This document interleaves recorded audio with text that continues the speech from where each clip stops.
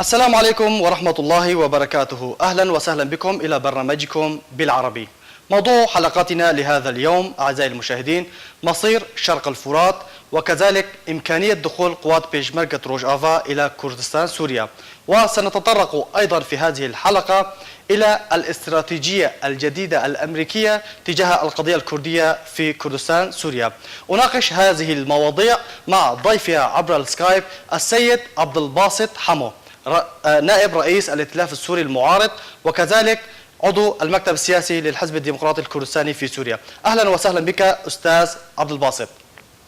أهلا وسهلا. أستاذ عبد الباسط، في البداية أريد أن أطرح عليك كيف تقرؤون الاستراتيجية الأمريكية الجديدة حيال أو تجاه القضية الكردية في كردستان سوريا؟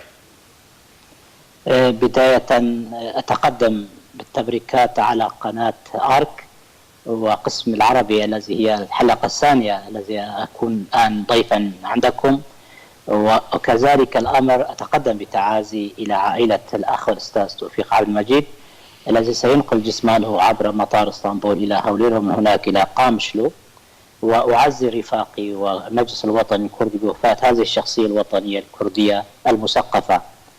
حقيقة الاستراتيجية الأمريكية هي استراتيجية طويلة الأمد في الشرق الأوسط، ليس في سوريا فحسب.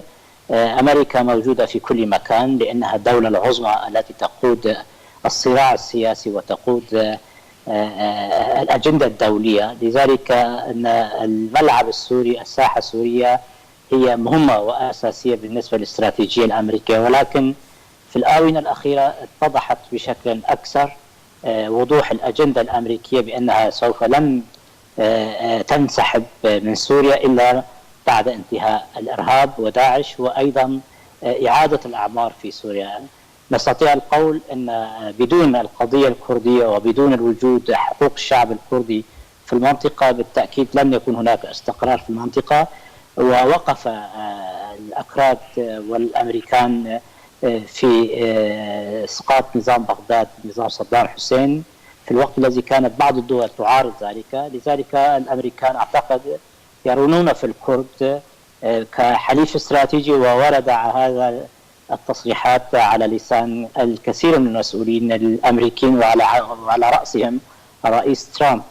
لن يتخلى أمريكا عن الكرد، لكن ستعمل أمريكا وفق مصالحها أولا، لأن السياسة هي مصالح، وهناك تقاطع بين مصالح الشعب الكردي ومصالح أمريكا في المنطقة، وأيضا هناك مصالح أمريكية مع دول أخرى. إذا كما تعلمون هناك علاقات استراتيجية وتعاون مشترك ما بين الدول الإقليمية في المنطقة وأمريكا. لذلك السياسة هي مصالح، والشعب الكردي يجب أن يدرك ويعرف كيف يحافظ على حقوقه ويوازي مصالحه مع مصالح الدول أمريكا وأيضا روسيا وحتى دول أوروبية أيضا.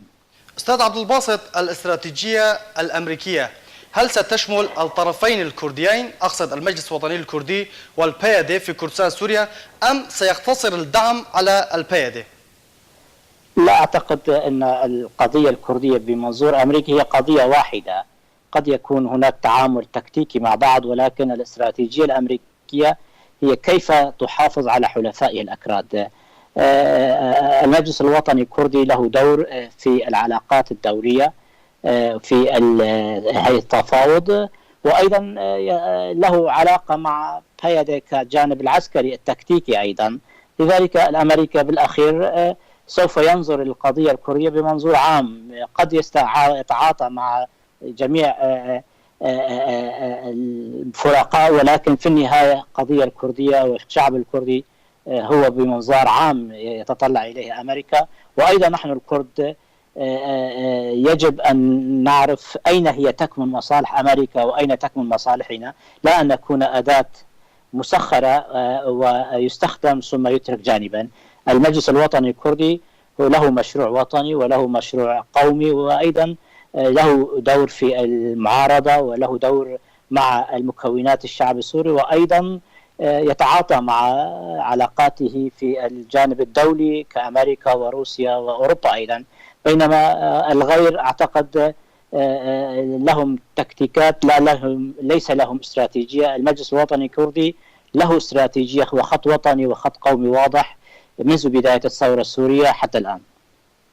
تطرقت إلى حلفاء الأمريكان حيال الكرد، هل تقصد طرفا معينا أم أن للطرفين المجلس الوطني الكردي والبيادي يعني الاثنان طرفان أو حلفاء للأمريكان في كردستان سوريا؟ طبعا هناك وجود أمريكي في شرق فرات بشكل فعلي، له مراكز وله مطارات ويتعامل وله علاقات على الأرض الجانب العسكري مع البيادي، بينما الجانب السياسي وهو له علاقات مع المجلس الوطني الكردي أيضا عبر المؤتمرات الدولية وعبر الزيارات المشتركة التي قامت بها العلاقات الخارجية أو المجلس الوطني الكردي عبر الائتلاف بإقامة علاقات ولقاءات مشتركة. أيضا هناك خطين، خط سياسي وخط عسكري. أعتقد حسب تصريحات مسؤولين أمريكيين بأنهم يتعاطون مع القاعدة كجانب عسكري من أجل القضاء على إرهاب داعش فقط، بينما نحن نتطلع الكرد أن يكون علاقات الكرد والأمريكا علاقات استراتيجية لا علاقات تكتيكية. أستاذ عبد الباسط، هل من المحتمل أن تكون هناك إدارة كردية مشتركة في شرق الفرات؟ أعتقد ليست هناك إدارة مشتركة كردية، هناك قضية وجود مكونات أخرى في شرق الفرات، هناك دير الزور، هناك رقة، لأن المشروع الأمريكي هي أبعد مما هو مشروع فقط القضية الكردية في شرق الفرات. هناك دولة محافظتين رقة ودير الزور أيضا، لذلك حتى الآن لم تتبلور المشروع الأمريكي في المنطقة، لكن حسب ما نراه في الآن هناك مناطق نفوذ مقسمة بين دول أقليمية ودول كروسيا وأمريكا وتركيا وإيران أيضا. الملعب السوري، الساحة السورية باتت ملعب دولي وأقليمي، لذلك الكل له سيطرة على منطقة معينة. الأمريكان يتطلعون إلى سوريا ليس من خلال القضية الكردية فقط، أنهم يتطلعون أن يكون لكيف تكون مستقبل سوريا، وكما يترأس مجموعة الدول المصغرة سمول جروب التي تقف إلى جانب الأمريكا حول إيجاد طريق حل سياسي للقضية الأزمة السورية. وهناك مشروع روسي إيراني إذا فطن، هناك المشروع وهناك الموقف تركيا أيضا يتعاطى مع روسيا خلال سوتشي وأستانا، وأيضا يتعاطى مع المعارضة خلال هيئة التفاوض. لذلك هناك مشروعين، ولكن هناك محاولات حسيسة من قبل دولة ألمانيا أن تنضم أمريكا تركيا وألمانيا وإضافة إلى روسيا إلى المشروع دول المجموعة المصغرة لإيجاد حل سياسي للأزمة السورية وحل القضية السورية في عبر جنيف، عبر اتفاقية جنيف 1 قرار 2254. طيب أستاذ عبد الباسط، يعني هناك بعض المصادر تقول أنه بالإمكان أن تكون هناك إدارة كردية أمريكية في شرق الفرات، ماذا تقول في ذلك؟ ليست هي حتى الآن واضحة حتى الآن، لكنها هناك تحرك وهناك تغيير في المشروع الأمريكي في منطقة شرق الفرات، وهناك وجود مكثف، وهناك تغيير طاقم المسؤول عن الملف السوري، وهناك فريق متعاون وفريق كبير جيمس جيفري وبومبيو وآخرين أيضا. هناك طاقم جديد، هناك رؤية جديدة، هناك تغيير في الاستراتيجية الأمريكية حيال سوريا. نحن متفائلون أن أمريكا سوف تكون باقية في المنطقة، ولكن شكل الحل لن تكون منطقة شرق الفرات بمعزل عن حل عام في سوريا. طيب، سيرجي لافروف صرح بأن أمريكا تعمل على إقامة شبه دولة في شرق الفرات. هل فعلا أمريكا تعمل على إقامة شبه دولة في مناطق كوباني وجزيرة ومناطق شرق الفرات؟ هذه تصريحات تدلي بها دول مثل روسيا وأمريكا. هناك اختلاف في الرؤية السياسية، ولكن هناك اتفاقيات خلف الستار أيضا ما بين روسيا وأمريكا. هذه تأتي في إطار عملية عدم شرعنة وجود أمريكا في المنطقة، لأن روسيا تقول أنني موجودة في سوريا عبر طلب النظام شرعي، لكن أمريكا هي غير شرعية موجودة في سوريا. هذه تدخل في إطار الصراع الدولي الإقليمي وعبر قضايا دولية. أعتقد لافروف تأتي في تصريحات عبر عدم شرعنة وجود أمريكا، ولكن في الحقيقة أمريكا هي موجودة وليست في شرق فرات، موجودة في منبج، حتى موجودة في جنوب سوريا، لأن لا يمكن حل قضية الأزمة السورية بمعزل عن أمريكا وبمعزل عن دول سمول جروب أيضا. لذلك روسيا تحاول إضعاف موقف الأمريكي إزاء الرأي العام بأنه موجود في سوريا عبر طلب نظام شرعي موجود لدى الأمم المتحدة. طيب، ألا ترى معي أستاذ عبد الباسط أن هناك تناقض بين الاستراتيجية الأمريكية في شرق الفرات وبالتزامن مع تهديدات تركيا لمناطق شرق الفرات؟ تركيا هي حقيقة دولة مهمة وجارة لسوريا، وما تجري في سوريا تهم تركيا عبر أمنها القومي، عبر الحدود الطويلة. لذلك تركيا ترى مستقبل سوريا مهم بالنسبة لك. إلى أين تكون سوريا؟ هي دويلات، هي فيدرالية. لذلك تأتي إطار تهديدات تركيا هي في الصراع على شمال سوريا. هناك تناقضات وهناك تصارع ما بين المشروع الأمريكي والتركي أيضا، ولكن في النهاية هناك تفاهمات ما بين تركيا وأمريكا. كما تعلم تركيا هي دولة أساسية في حلف وثامن دولة في العالم عسكريا، وأقوى دولة عسكرية هي في الشرق الأوسط حسب الإحصائيات التي تنشر. لذلك لا يمكن لأمريكا أن تقوم بحل بمفردها بدون تركيا. لذلك تركيا تحاول تتخوف من إيجاد وجود كردي أو وجود دولة كردية أو مشروع كردي تمتد من كردستان العراق إلى بحر المتوسط، وبالتالي سوف تكون هناك طوق على مستقبل تركيا على المشروع التركي الممتد إلى المنطقة السورية وإلى الوطن العربي. لذلك كل دولة تحاول أن تستخدم أوراقها وتعمل أجندة، تستخدم أجنداتها من أجل الحصول على أهداف ومصالحها. لذلك هناك تقارب في الآونة الأخيرة ما بين تركيا وأمريكا، خاصة بعد إطلاق سراح القس الأمريكي. طيب، هل بالإمكان أو هل من المحتمل أن يتكرر سيناريو عفرين في شرق الفرات؟ يعني قبل دخول تركيا لمنطقة عفرين كانت تهدد بالسيطرة على منطقة عفرين، والآن نرى تصاريح متشددة حول شرق الفرات. لا أعتقد سوف تكون شرق الفرات كما هي العفرين، لأن عفرين جاءت باتفاقية ما بين روسيا وتركيا، وبغض النظر الأمريكي وموافقة إيران ونظام سوريا أيضا جاءت بصفقة واتفاقيات ما بين إيران وتركيا وروسيا ونظام، بينما وقفت على الحياد أمريكا ولكن لم تمانع. لكن شرق الفرات هي تختلف عن عفرين، لأن هناك امتداد صحراء، موجود ثروات باطنية وبترول في المنطقة، وأيضا هي حساسة ومهمة للحدود العراقية.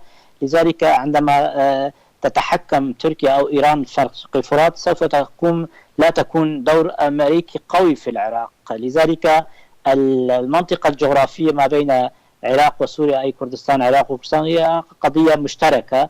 لذلك هي منطقة حساسة مهمة، ووجود أمريكي في التنف مهم لأنها توازي وتحازي حدود أردن أيضا. لذلك هناك نقاط ارتكاز أمريكي لا يمكن التخلي عنها. لا أعتقد أن شرق الفرات سوف تتركها أمريكا كما تركت روسيا عفرين لتركيا. طيب، بعض الناشطين يقولون أن تسليم تركيا للقس الأمريكي لم يأتي جزافا بدون مقابل. هل فعلا حصلت تركيا على الضوء الأخضر في دخول شرق الفرات؟ هناك سياسة علنية وهناك سياسة خفية أيضا. المصالح هي التي تفرض السياسة، لا عداوات دائمة ولا أصدقاء دائمين. لذلك كل شيء وارد. السياسة هي عبر المصالح، هناك صفقات وهناك تفاهمات، وكما أشرت لا يمكن أن تعمل أمريكا حل في سوريا بمعزل عن تركيا، خاصة في منطقة شمال سوريا. طيب أستاذ عبد الباسط، لننتقل إلى موضوع دخول قوات بيشمركة روجافا إلى مناطق كردستان سوريا. هل فعلا سيكون هناك دخول لقوات بيشمركة روجافا إلى مناطق كردستان سوريا أم إنها فقط تصاريح إعلامية؟ طبعا بيشمركة روجافا هم أبناء كردستان سوريا وأبناء سوريا، فمن حقهم العودة إلى وطنهم والدفاع القيام بواجبهم، وأعتقد سوف يأتي الوقت المناسب سوف يعودون هذه البيشمركة وهذه القوات التي تدربت على يد الحلفاء بالتأكيد سوف يأتون ولكن عندما يأتون سوف يكون باتفاق أمريكي أيضا أولا، لأن لا يمكن بدون اتفاقية أمريكي. أستاذ تقصد بالتنسيق مع البيادة أم لا؟ لا أعتقد أمريكا أولا. عندما تريد أمريكا لو سوف لن تسأل عن بيادة، لأن هناك محاولات جرت كما تمت اللقاءات المشتركة بين النظام وبيته، وأيضا الجانب الإيراني يحاول السيطرة، وأيضا النظام يحاول العودة، لكن أيضا هناك طرف، هناك مجموعات في بيادة أيضا تريد الحوار مع نظام بشار. ولكن الموقف الأمريكي عند لقائنا المشترك في اسطنبول، ممثلة أمريكا قالت لن تأتي بالثمار ولن تأتي بنتيجة هذه اللقاءات ما بين بيادة ونظام. لذلك المنطقة الشرقي فرات هي منطقة أمريكية بامتياز. طيب، محمود عباس السياسي الكردي كان قد صرح أن أمريكا تعمل على ضم عفرين إلى مناطق نفوذها للوصول إلى البحر الأبيض المتوسط. كيف تقرؤون ذلك التصريح؟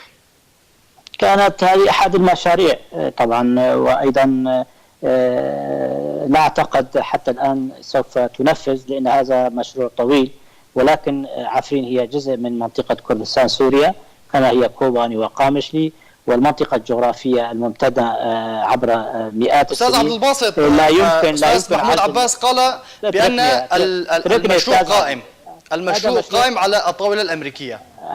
هذا رأي محمود عباس. أنا أقول ما قراءتي له، كل واحد له رأيه خاص يعني، لكن ما أقول عفرين هي جزء أساسي من منطقة كردستان سوريا، وهي منطقة كردية سورية، وهي لا تنفصل لا عن كوباني ولا عن قامشلي أو جزيرة. طيب أستاذ عبد الباسط، عفرين ما هي محطة عفرين من الاستراتيجية الأمريكية في كردستان سوريا؟ لم أفهم مرتين. عفرين هل ستبقى تحت السيطرة التركية أم ما حصة عفرين من الاستراتيجية الأمريكية؟ حتى القراءة الأولية الآن، إذا لم تكن هناك حل عام في سوريا سيبقى أمور هكذا. عندما يأتي حل السياسي العام في جنيف عبر قرار 2254 قرار دولي، سوف يكون هناك حل عام لسوريا، سوف يكون حل عام. ولكن حتى الآن لم يتضح كيف يكون هذا الحل. لذلك لا زالت الحل السياسي متعثر، ولا زال الصراع الدولي قائم. لذلك بعد يومين سوف يعقد لجنة دستورية في الرياض، والآن لم يقدم ديمستورا 50 قائمته حتى الآن، لأن القائمة متعثرة. هناك خلافات دولية على عدد الأعضاء وعلى كيفية اختيار الأعضاء. لذلك عندما ينتهي العملية دستورية ومنطقة مناخ آمن للانتخابات، عندها سيكون هناك حل شامل لسوريا. لا يمكن تجزئة منطقة عن منطقة. لذلك هناك مشاريع وهناك رؤية، ولكن في النهاية عندما يتفق أمريكا وروسيا وتركيا كما أشرت بالانضمام إلى سمول جروب، عندها سوف يكون حل سياسي لسوريا قد بدأ. ولكن هذا المشروع السياسي كيف يكون حل سوريا؟ قد يكون فيدرالية، قد يكون مناطق نفوذ، ولكن حتى الآن لا زالت الرؤية مختلفة. لذلك المشروع حل أزمة سوريا لا زالت طويلة وتستغرق ربما سنتين أو أكثر. طيب أستاذ عبد الباسط، لننتقل إلى محافظة إدلب. هل الاتفاقية التي حصلت في محافظة إدلب، طبعا الاتفاقية الأخيرة، هل أنتم راضون عن تلك الاتفاقية كائتلاف سوري معارض؟ بالتأكيد، يعني الائتلاف الوطني ثمن ووقف إلى جانب الاتفاقية، لأن هذه الاتفاقية يعني تحمي حياة آلاف المدنيين، وجنبت المنطقة كوارث قد تكون تنعكس على عموم المنطقة وعلى شمال سوريا عامة. لذلك السلام هو أفضل من الحرب، لذلك الحرب هو سوف يدفعه السكان آمنين. لذلك حتى الآن هناك اتفاقية وهناك تنفيذ لها اتفاق وسحب القوات الأسلحة الثقيلة. لذلك أعتقد قد نجح حتى الآن المشروع السياسي، المشروع السلمي، وأعتقد الدول الأوروبية وأمريكا أيضا ساندت هذا المشروع لجانب المنطقة من حرب كانت تكون بارود للمنطقة. حتى الآن اتفاقية تنفذ، ولكن لننتظر. هناك أيضا خلافات، هناك تصريحات، وهناك هجوم نظام إيراني وسوريا، ولكن هناك تحول في موقف روسيا، قد دعا روسيا هيئة التفاوض إلى زيارة موسكو. أعتقد هناك أيضا تحول في السياسة الروسية إزاء الحل السياسي في سوريا. أستاذ عبد الباسط، هل سيكون للائتلاف السوري المعارض دور في سوريا المستقبل؟ بالتأكيد يعني الائتلاف الوطني هي القوة الوحيدة التي كانت ممثلة شرعيا باتفاقية وبقرار ومساندة 120 دولة، وأيضا لا زال الائتلاف هو الذي يقود المعارضة السورية، ولو كانت هناك هيئة تفاوض أجسام أخرى ليبقى الائتلاف هو الجسم الذي يضم تحته مكونات ومنظمات وأحزاب من جميع أنحاء سوريا. لذلك لا زال الائتلاف يقود العملية التفاوضية ويقود العملية السياسية للحل السياسي في سوريا.